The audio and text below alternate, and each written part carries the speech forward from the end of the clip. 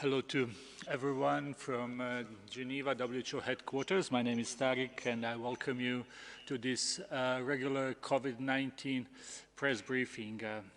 It's not so regular because today is International Migrants Day and Dr. Tedros will say more about that, as well as our guests. Before I give the floor to Dr. Tedros, just to remind journalists that this press briefing has simultaneous translation into 6 UN languages, plus Portuguese, plus Hindi. We will open the floor to questions immediately after opening remarks. We would ask journalists to be brief and ask one question at a time. I would also like to use this opportunity to thank our interpreters who are helping us with the interpretation for today. I will briefly say who is in the room here, and then I will also later announce who is online to answer any questions. In the room we have Dr. Tedros, WHO Director General. We have also our special guest that Dr. Tedros will introduce a little bit more in detail, but it is Mr. Antonio Vitorino, Director General of the International Organization for Migrations. We have Dr. Mike Ryan, who is our head of the emergency program. We have Dr. Maria Van Kerkhove, technical lead for COVID-19. We also have Ms. Jacqueline Vickers, who is director of Migration Health Division with IOM. And we have Dr. Santino Severoni, who is our Director WHO of Migration and Health. Bruce Aylward is also with us, who is working with ACT Accelerator. I'll give the floor to Dr. Tedros for his opening remarks, and then we will introduce other experts who are online with us. Thank you, Tariq. Good morning, good afternoon, and good evening. On Monday, I ended our press conference by sending my best wishes to UNHCR, the UN Refugee Agency, for its 70th birthday. And today is International Migrants Day, and I'm delighted to be joined by Antonio Vitorino, Director General of the International Organization of Migration. Welcome, sir. IOM is our next door neighbor here in Geneva and our very close partner. In recent years, we have witnessed the largest population movements and displacement since the end of the Second World War. Too often, migrants and their families remain outsiders in their adapted communities, even years after migrating. They face discrimination, social exclusion, and lack of access to health services. And yet, migrants make enormous contributions to our societies with new ideas that drive economic and social innovation. That's also true in the COVID-19 response. It was Turkish migrants to Germany who founded the company that developed the first COVID-19 vaccine to be approved and rolled out. And it was a nurse from the Philippines who administered the first dose of that vaccine in the UK. All around the world, many health workers are migrants, especially women, who account for 70% of the global health workforce. When the World Health Assembly designated 2020 as the International Year of the Nurse and the Midwife, none of us had any idea how much we would rely on nurses, midwives, and other health workers to keep us safe in the face of a global pandemic.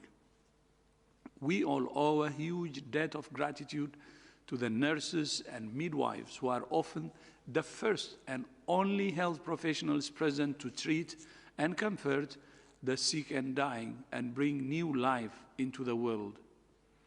Together with Women in Global Health, the International Council of Nurses, the International Confederation of Midwives, the United Nations Population Fund, and Nursing Now, we yesterday launched a list of 100 outstanding women nurses and midwives from around the world who have made an exceptional contribution to nursing and midwifery. They represent millions of nurses and midwives who use their knowledge and expertise on a daily basis to protect the health and lives of others, at times putting themselves in harm's way to do so. To better understand the impacts of COVID-19 in refugee and migrant populations, WHO and a research consortium led by Ghent University and the University of Copenhagen has conducted a global survey called Apart Together. The survey was supported by several partners and included almost 30,000 migrants and refugees in almost all WHO member states. It shows that people living on the streets and in asylum centers are less likely to seek care if they have symptoms of COVID-19.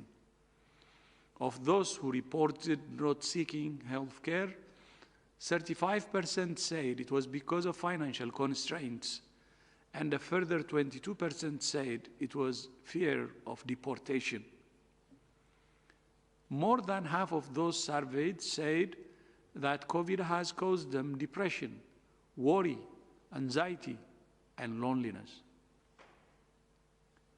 These findings paint a bleak picture, but they also point the way forward. There are several measures countries can take to include refugees and migrants in response plans and public health measures. Access to care must not be linked to legal status. Improving internet access for migrants is also important for improving access to information.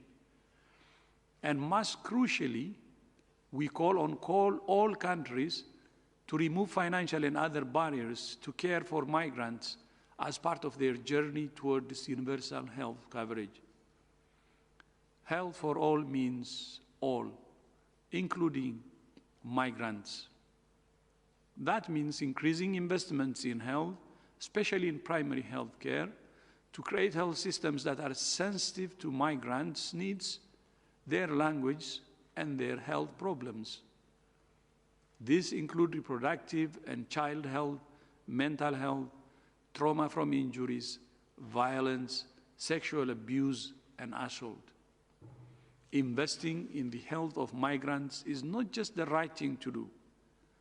It also has long-term benefits for social cohesion and economic development. Exclusion is costly in the long run, but inclusion pays off for everyone. It's also vital that migrants and refugees are included in plans for the rollout of vaccines against COVID-19. As you know, the ACT Accelerator, which includes the COVAX facility, was established to ensure access to vaccines for the world's poorest and most vulnerable people, many of whom are migrants.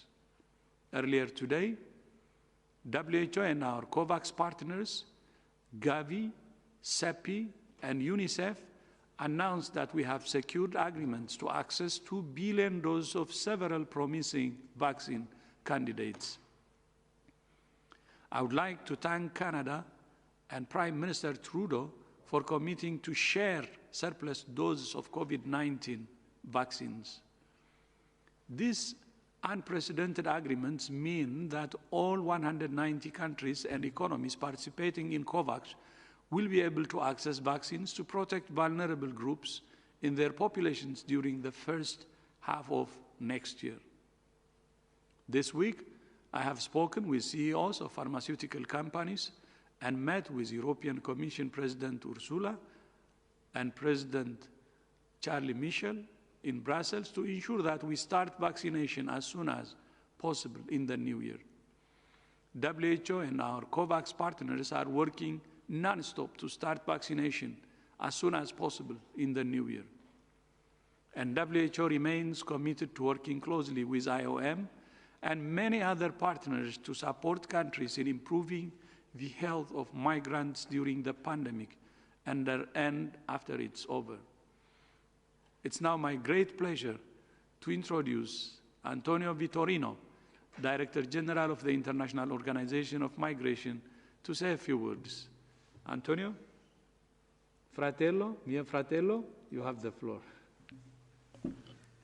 Thank you so much, Tedros. It's a great pleasure for me to be here today with you not just as a neighbor, but as a close partner in International Migration Day.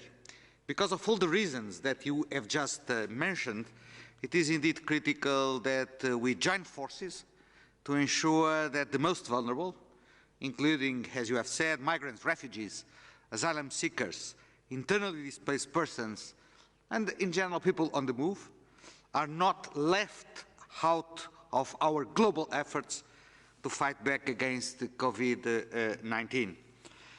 I must say that contrary to the political rhetoric, most of these forcible displaced persons live in low and middle income countries, which tend to have weaker health systems and struggle to meet the health needs of their own population. Access to health, it's a human right. It's a human right of migrants too. But the list of barriers and difficulties that migrants face in accessing health care is far too long. That said, I believe that in some countries, being a regular migrant is a prerequisite to access to health care. But this leaves quite a large number of irregular migrants, stranded migrants, migrants that cannot return back home, and we estimate that we have 3 million stranded migrants all over the world, and leaves also migrants in detention uncovered. Too often, health information is not given in a language that is understood by migrants.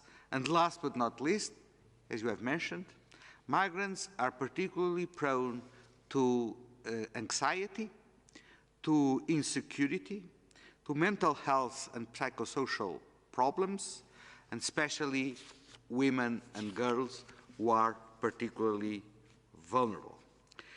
And to be honest, what I have found particularly intolerable in this current crisis is that while being so often left behind, migrants have also been on the front line of the response to the pandemic, taking personal risks for everyone's well-being, and these across many critical sectors, not just the healthcare sector, but also transport, food, retail, research, hygiene, and home care, you name it.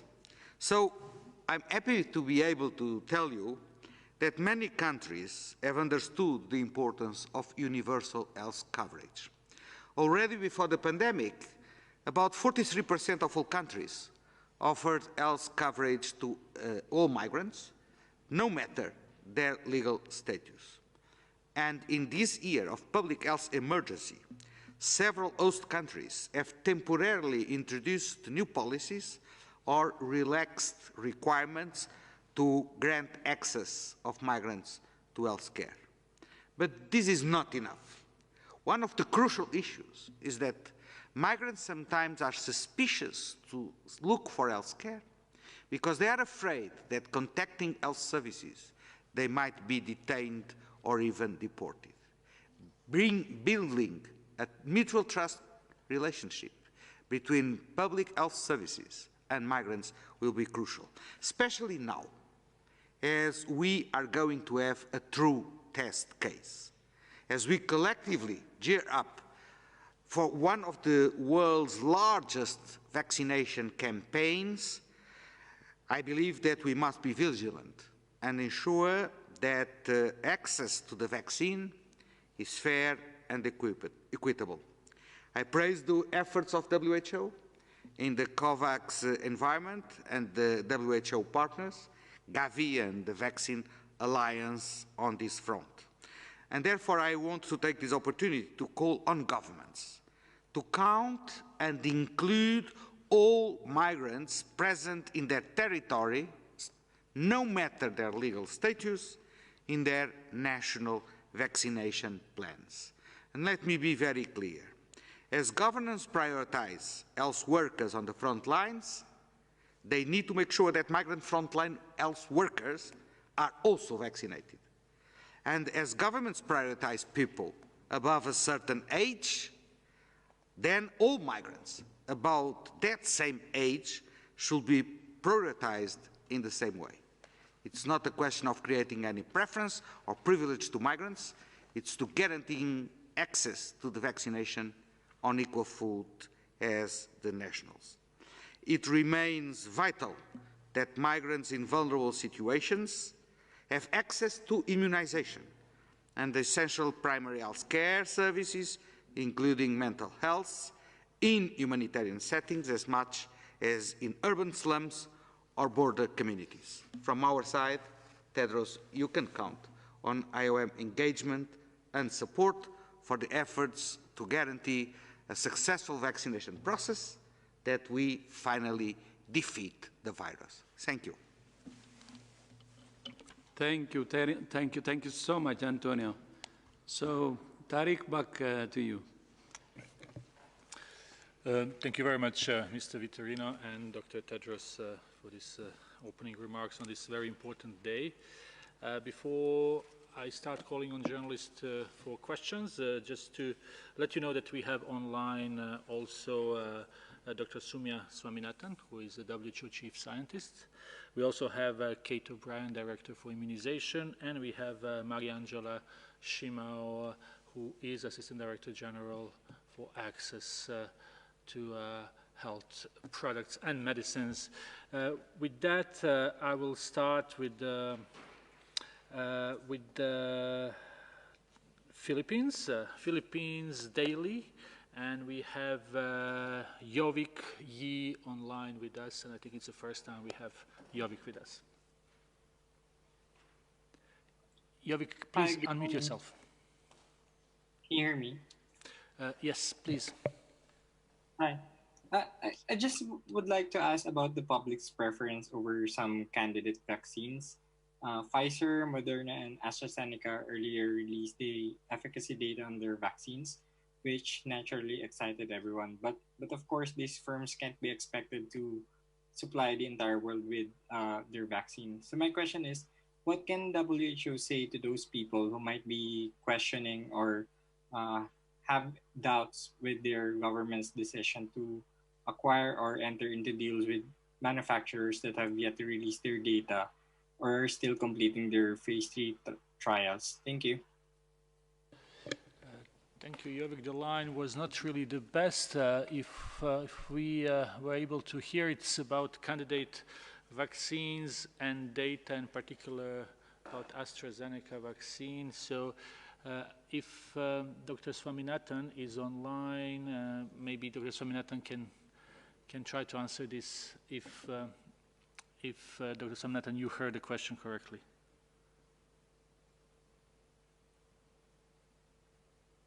Thank you, Tariq. Actually, I couldn't hear the question very clearly. Is it possible to repeat it? I think the question was about the data that we are getting from different manufacturers, and I think there was a question about AstraZeneca vaccine in particular. And Jovik, if I'm wrong, please correct me because we were not able to hear correctly. Okay, Hello. so maybe I can try. Can you hear me now? Yes, please try again. My question is about, I would like to ask about public's preference over some candidate vaccines, because Pfizer, Moderna, and AstraZeneca had already released their efficacy data. But of course, these firms can't be expected to supply the entire world with the vaccine. So my question is, what can WHO say to those people who might be questioning their government's decision to acquire or enter into deals with manufacturers that have yet to release their data or are still completing their phase 3 trials? Thank you. Okay, I think that was clearer. So I can start, and Mary Angela or Kate might want to come in, or Mike. So the first thing I would like to say is that the WHO really wants to support as many vaccine candidates as possible to go through clinical trials.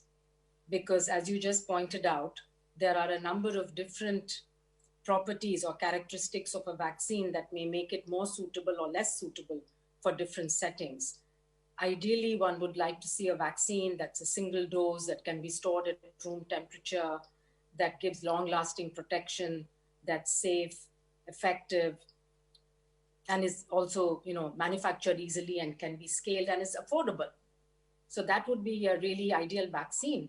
And there are so many candidates in development, including, innovative products like a combined influenza and SARS-CoV-2 vaccine. There's a measles platform. There's an intranasal vaccine, a couple of them that are coming along. So we would like to support the research and development, and we'd like to support companies and countries and encourage them to continue with clinical trials. So I think that's the first message. The second is about the question of when is a vaccine good enough to be used? And again, there are very clear criteria that we've laid down, that regulatory agencies like the FDA and the EMA have laid down. And these criteria have benchmarks for both efficacy as well as safety, as well as things like the quality of manufacturing, which needs to be checked before WHO or any of the regulatory agencies would endorse a vaccine, either through an emergency use listing or ultimately through a full licensure or a pre-qualification, as the case may be. So I think the criteria are clear. Now it's up to regulatory agencies and countries to make the decisions.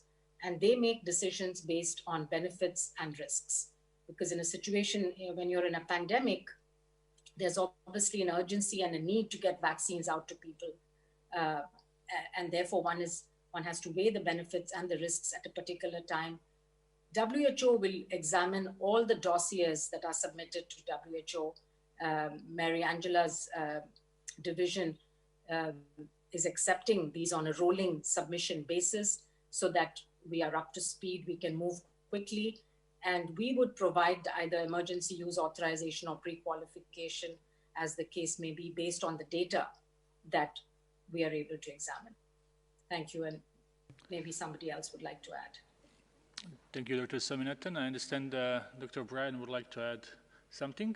Dr. O'Brien? Yeah, just very briefly. Countries, because of the supply situation, most countries are likely going to have to use more than one product. And so we do need multiple products in the marketplace. They do need to meet efficacy and safety and manufacturing standards. But most countries are going to have to be juggling more than one product, and getting that supply security is really important. So I think those are just elements from a delivery perspective that we also have to keep in mind. Thank you. Over. Eric. Thank you, Kate. I understand also Dr. Aylward and Dr. Mike Crown would like to add something. Dr. Aylward, Senior Advisor to Director General. Yeah, just a very quick response. So recognizing this challenge, WHO, right at the very beginning of the pandemic, very early on, we established what we call our target product profiles that says this is the standards that a vaccine should hit.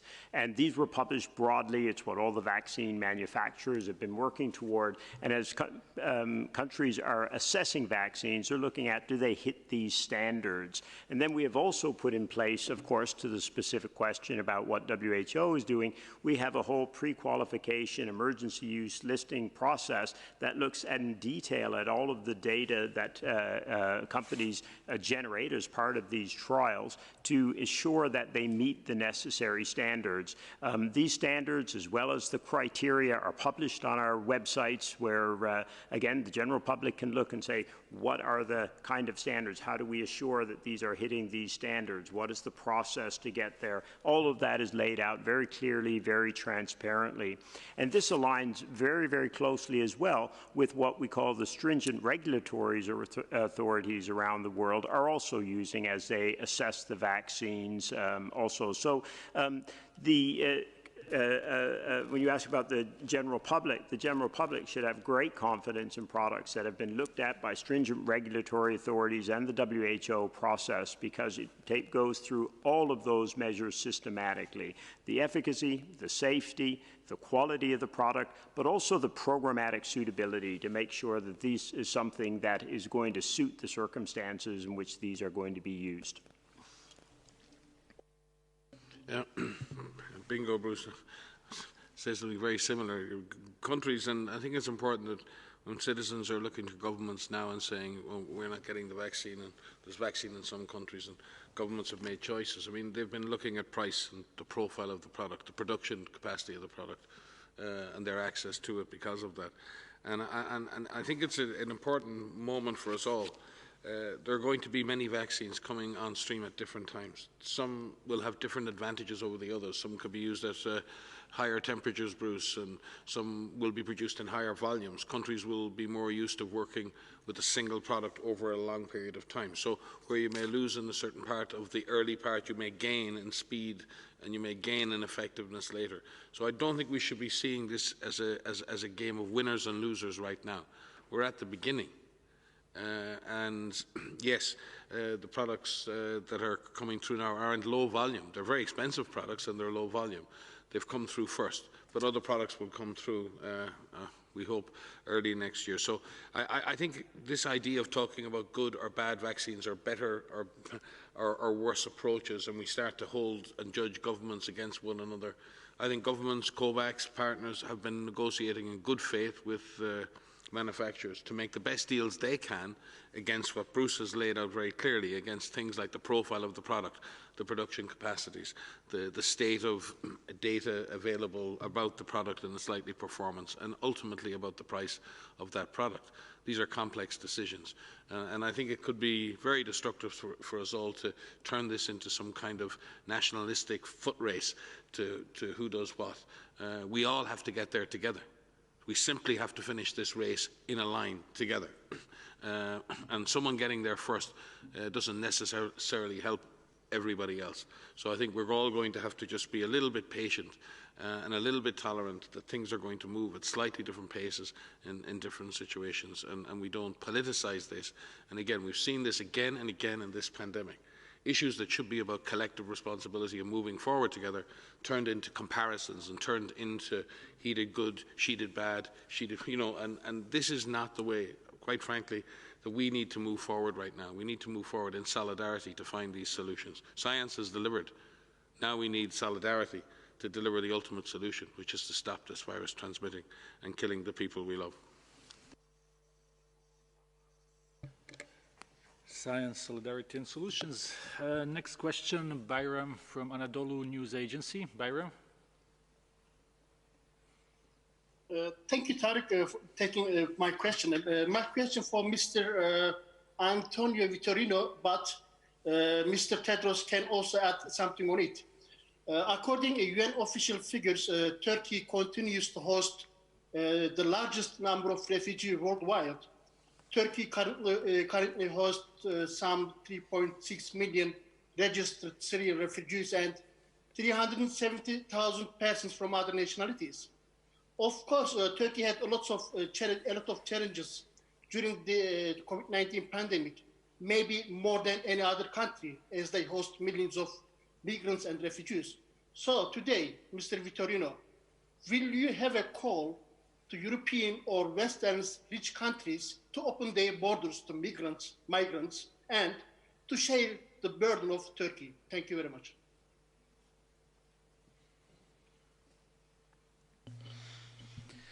The answer is very easy. Absolutely. We think that there is a shared responsibility of the international community to support countries that have the responsibility of hosting large number of refugees, asylum seekers, and migrants.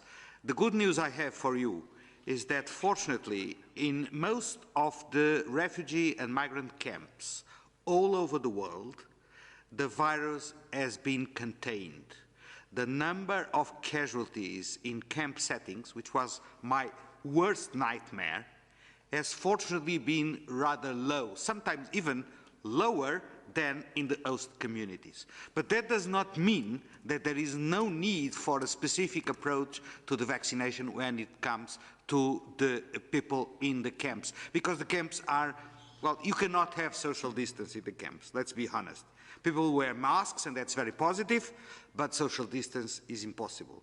So the efforts of IOM and other UN partners, WHO, UNHCR, HCR, and other agencies, is precisely to deliver health support and health services to these populations and to help host countries in dealing with the challenge that represents guaranteeing that those migrants and refugees are safe, are screened, are traced, are quarantined, and now, beginning next year, are vaccinated. Thank you. Thank you very much, Mr. Vitorino, for this. We will go to our next question. It comes from Adrian, who works for Medico. Adrian, I also think it's the first time for you to be with us. Adrian?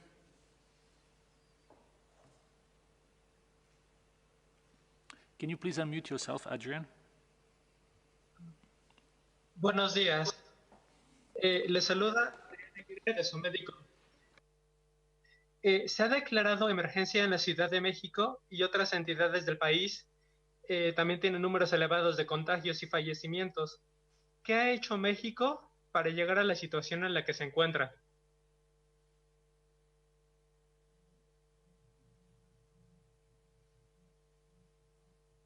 Can you hear me? Yes, Adrian, I think we were able to hear your questions about Mexico and the latest situation in Mexico. Hi, Maria may add, I don't have the direct Mexico numbers with me today, but we have spoken about Mexico in the last number of days, and Brazil and other countries in Central and South America, and we have seen worrying increases. In fact, Mexico, like other countries in North America, never really exited its first surge or first wave. It managed to get some degree of control, and the disease has surged again in many places. And we've seen that same phenomenon happen in other countries like Brazil as well, the United States. Over 3/4 of the cases, we're seeing globally now are occurring in the Americas. It's a very, very high an intense period there, and it really does come back to being able to implement all of the measures that are needed, having strong coordination and governance, having a do-it-all approach in terms of both public health and social measures, advice to people on wearing masks and personal hygiene, and having a very strong focus on surveillance and testing, and having a health system that can cope with the cases when they do occur. It's been tough for all countries, but where countries have not been able to implement a comprehensive strategy and sustain that over time, and gain the buy-in and support of their population and provide that support back to their population, it's been tough for many countries to get through their first and second surges or waves of this disease. We've predicted, we've said that here too. Vaccine is on the way. It is a source of great hope, and we should celebrate that vaccines are coming. But the next 3 to 6 months are going to be tough. Countries are going, currently have intense community transmission, are likely for that transmission to intensify. Countries that have had good control on the disease may struggle to maintain that control on the disease. And you've seen that in a number of countries, even in East Asian countries that have done well up to now. They are really having difficulties in containing certain, particularly urban outbreaks at the moment. So past success is no guarantee of future success. Past failure is no guarantee of future failure. It is really what you do now, what everyone does now. We have to bring vaccines in as a tool that puts an end to this virus, but the vaccines alone won't do it. And we don't have those vaccines at a level yet that they can actually affect the transmission dynamics of this organism. So Mexico is no different to other countries. Many, many countries are facing up a very serious mountain again at a very difficult time with the prospects for increased transmission. Other countries are maintaining their capacity to control the virus, and some are struggling even at that. We've been saying it here for a very long time, so at the risk of repeating ourselves again and again, there is no magic to this. There are no unicorns here. It is a very simple commitment to just doing the very simple and direct things that need to be done and continuing to do that. They're very hard miles. It's a very difficult thing to do. Sustaining government effort, sustaining cohesion, sustaining community compliance and participation. They sound easy. They're the hardest things to do in public health. The hardest things to do in public health. And we're sorting out the sciencey bits, but we're really not doing well at sorting out the social bits, the leadership bits, and the coordination and the support we need to our communities to be able to contain this virus. Maria, if you may wish to add anything, or... Thanks, Mike. So just looking at the numbers, I mean, we are seeing an increasing number of cases being reported from Mexico over the last 3 weeks. We're seeing a stabilization of the deaths over the last 3 weeks, with more than 4,000 deaths being reported each week. When we look at the numbers, and what we're seeing from the data from Mexico is that there is detail that's being provided at the subnational level. And I think that's a really important factor. If you look at things at a national level, you miss the details of what is actually happening in terms of transmission in specific geographic locations. And if you have the systems in place, the surveillance in place, the testing in place, the data management in place, you can not only find the virus and take the public health actions to keep people safe in terms of isolation, clinical care, contact tracing, cluster investigation, supported quarantine, then you know, if you know where the virus is, you know how you can use your resources and your capacities to the best of their ability. And so if we look at some of the breakdown, we can see that there are differences in transmission based on different parts of the country. And so this is true for Mexico, but it's true for every other country. It's breaking down the problem into actionable interventions that you can be targeted, you could be tailored, and using the resources wisely.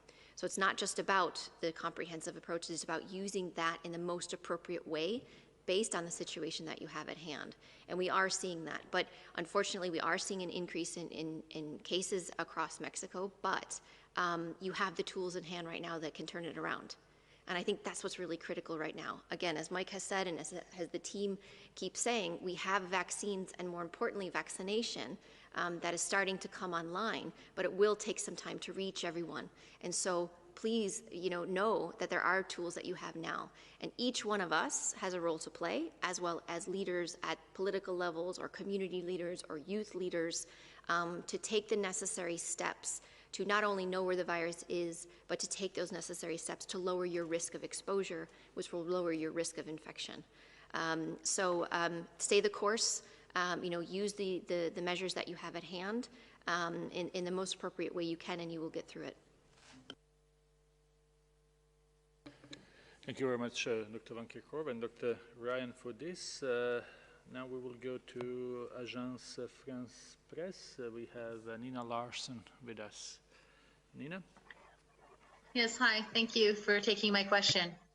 I wanted to ask you about the international mission going to China next month, which has been announced it's going to happen next month. Could you tell us specifically when the experts will go, if you have the dates, and where they'll be going in China, under what conditions they'll be working, if they'll be under Chinese supervision, and if they'll need to quarantine before starting work, which will obviously impact, I guess, how long they have to stay. Thank you. Yeah, Maria can provide more of the details. We are planning, we still don't have a takeoff date because we're working on the logistics around visas and flights, but we do expect the team to leave in the first week of January. There will be quarantine arrangements. Obviously, we have to, as ever, we will have to comply with whatever the arrangements are for risk management in travel and on arrival in China itself. The team will visit Wuhan. That's the purpose of the mission. Clearly, we will have to. The team will pass through and by Beijing, as is the necessary part of any mission that's considered to be a joint approach, and we will show good courtesy to our colleagues in China in doing that. But the purpose of the mission is to go to the original point at which human cases were detected, and that we fully expect to do that. The question regarding the team is a WHO team. It's a team of international experts who are of international renown, who will work with our Chinese colleagues. They will not be, as you say in quotes, supervised by Chinese officials. I sometimes wonder at the language that some of our journalistic colleagues use and how things tend to be characterized through the question, not through the answer that's given. we will operate as we would operate in any member state, at their invitation, with gratefulness for their support to that, and with the full intention of pursuing the scientific principles that this organisation has always stood for. And we will continue to do that and provide all the support necessary for the international team that we have brought together in order to find and learn more about the origin and source of this virus. Many thanks, Dr. Ryan. So next question is from Radio France Internationale, Jérémy Lange. Jérémy? Jérémy, if you hear us, please unmute yourself. We don't have Jérémy now online, so let's go to Simon Ateba. Simon? Yes, thank you for taking my question. This is Simon Ateba from Today News Africa in Washington, D.C. My question is about seriousness in Africa, and it goes to Dr. Tedros. Do you think the African continent continues to take COVID-19 seriously? And I know that Africa is not one country, 55 countries, 1.3 billion people, 2,000 languages. But it seems to me that the social distancing, use of masks and the rest is no more the way it was months ago. Thank you.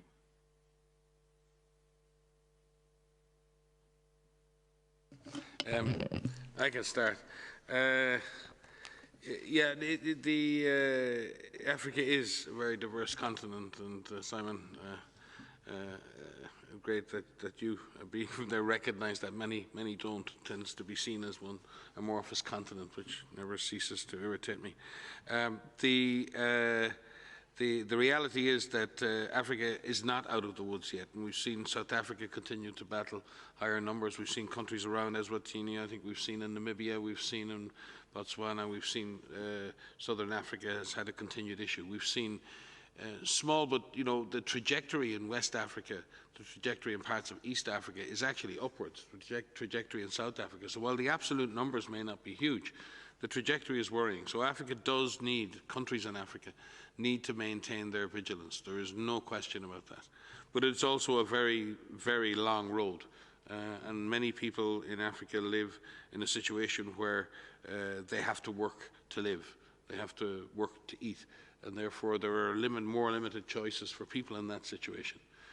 They don't necessarily have government structures that can put aside trillions of dollars to pay people to stay at home. And therefore people don't have the same choices. I have seen a pretty high compliance with mask wearing and other stuff in Africa. We've seen some excellent examples of surveillance and investigation. Our colleagues in South Africa have been tracking the evolution of this virus and genetic variations and state-of-the-art work. And I keep saying that surveillance in Africa is probably, in terms of the ability to do contact tracing, some of the work done in Nigeria by Nigeria CDC is global, state-of-the-art work in Rwanda and other places. So Africa is actually showing the way in community engagement, showing the way in community-based approaches. It's showing the way in keeping this disease, as you said, in terms of migrants and in terms of refugee camps and other places, and remembering that the vast majority of migrants and refugees in the world are being hosted in countries who don't necessarily have resources that others do. And there are millions and millions of refugees and migrants hosted in Africa and on the African continent, and without the terrible complaints we hear from others about hosting hundreds or thousands. So from my perspective, yes, Africa is not out of the woods, but Africa is also leading on the leading edge of much of this response and showing the way for how you can deal with one of many emergencies at a single time. I think at one point last month, I think Sudan was dealing with 10 different epidemic emergencies at the same time. Imagine if that was the case in other countries, and doing it with a high level of quality. So there are, like there are in every country, there are things that we'd like to see more of, and very clearly Africa is not out of the woods, and there's every chance that things can get worse on the African continent. And therefore, it's really important that we also make sure that vaccines and other interventions, new diagnostics and new therapeutics are shared equitably across the world based on risk and on vulnerability. DG, you may wish to add. No, thank you. I think the seriousness of Africa was clear from the start, Simon. Many countries, majority of them, started their actions as early as possible, their social measures and so on. You remember when many countries, when they didn't have even any cases, they were taking serious measures. I think that prevented from serious problems happening in many countries in the continent. And you can see actually the situation not only from the specific country preparedness, early preparedness, but the continental action they were taking. I remember having a meeting with the ministers of health in February, March, preparing the continental strategy. And the political leaders, the AU Commission, Moussa Faki, and the current president of the African Union, the chair of the African Union, heads of state, also, President Ramaphosa coordinating the overall response. So not only the individual, the immediate action or early action by individual countries, but the continental strategy and the coordination of the leaders to implement the continental strategy. I think that really helped. If you see the countries that are contributing the most, 12 countries globally, none of them is from Africa in terms of cases or in terms of deaths. Of course, there could be not only the early response, but there could be other reasons to explain this. But we believe that Africa had really done its best. And the seriousness you said is there, and we hope that will continue. As Mike said, there is hope, good hope now for vaccines, and that's additional tool. But all countries should continue to do the basics and follow a comprehensive approach in order to defeat the pandemic. So because of vaccines, which are still rolling out now, we shouldn't lower our guard, and we should continue to be very vigilant and implement all the measures we need to implement based on the toolbox that we have been implementing. Thank you. Thank you very much, Dr. Tedros. We received a question. You mentioned South Africa received a question about news from South African scientists on the new variant of the virus. So maybe Dr. Van Kerkhove can comment on that, please. Yes, sure. So thanks, Tarek, for the question. So yes, we are aware that South African researchers have identified some virus variants from sequencing of patients across the country. And I should first and foremost say that South Africa has worked incredibly hard to increase sequencing capacity across the country, which is really commendable. And we are seeing increasing in the ability of sequencing all over the world. So that's first and foremost, that's really important. So yes, we're in touch with researchers and scientists from South Africa who've identified some virus variants. What they're doing right now, the variants have mutations in them, and as you know, this is a virus that mutates. All viruses mutate, all viruses change over time, and these mutations are expected. But having the ability to sequence will allow them to actually look at those changes. So what they're doing right now, and we are working with them with our SARS-CoV-2 virus evolution working group, they're growing the virus in the country, and they're working with researchers to determine any changes in the behavior of the virus itself in terms of transmission. Does this virus transmit more easily than the others? Are there any differences in severity? Are there any differences in the ability of a person who is infected with these variants to develop antibodies? And are there any differences in the diagnostics or therapeutics or vaccines? So far, we have no indication that there are any changes in the virus's behavior, but these studies are underway. And so that's what's really important, is that South African researchers, as well as researchers in the UK, because you know there are other mutations that are identified in the UK, there have been mutations identified in other countries. There's a system in place, there's a process in place to evaluate each one of these mutations, each one of these variants, so that we understand what are their importance in terms of the virus's behavior. And so these are studies that take some time to be conducted in the lab. And we have the mechanisms, the trust, the collaborations that are in place with the researchers in South Africa and in other countries to work on to determine if there are changes and what those changes mean. So as soon as we learn anything about this, we will let you know. South Africa had a press conference, I believe, at the same time as we were doing this press conference here, providing the information openly, and this is a good sign. You know, this is what we need to see. But you know, the longer this virus, the more opportunity this virus has to spread, the more opportunities this virus has to change. So it's really important that we do everything that we can to minimize the spread now with the tools we have. We can't emphasize that enough. So we thank our colleagues in South Africa, as well as colleagues in the UK and Denmark, who alerted us to mutations that they've identified and who are carrying out the scientific studies to help us understand the implications of these.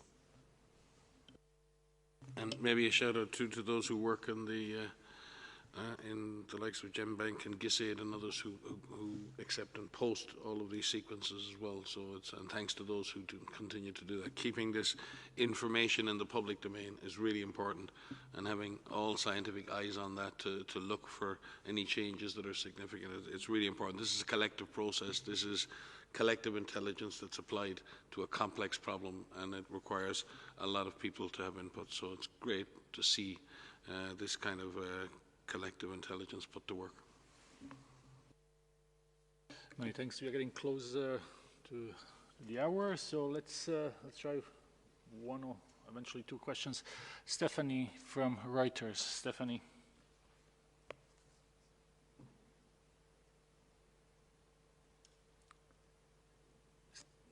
Stephanie, you will need to unmute yourself. Sorry, I had my hand up to ask about the same issue about the South African variant, which Maria has already addressed. So unless she has something more to say about it, I think we're good. Thank you. Okay, well, that's very good that we managed to answer your question in advance. And with this, we will conclude today's press briefing. Big thanks to our guests, Mr. Antonio Vittorino, Director General of the IOM, and Jacqueline Vickers from Migration Health Division of IOM, and to our WHO guests. Last word, as always, goes to Dr. Tedros. Thank you. You have said what I wanted to say, to appreciate my fratello, DG Vittorino, and also Director Jacqueline for joining us today, and look forward to working even more closely.